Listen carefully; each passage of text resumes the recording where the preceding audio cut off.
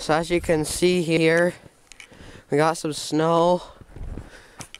Last night I think we got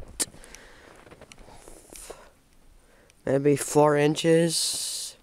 No, maybe not that much. I'm too sure how much snow we got, but I'm gonna do a little cold start and riding video on the Formula 380. Nothing's changed on it since I did the last video, so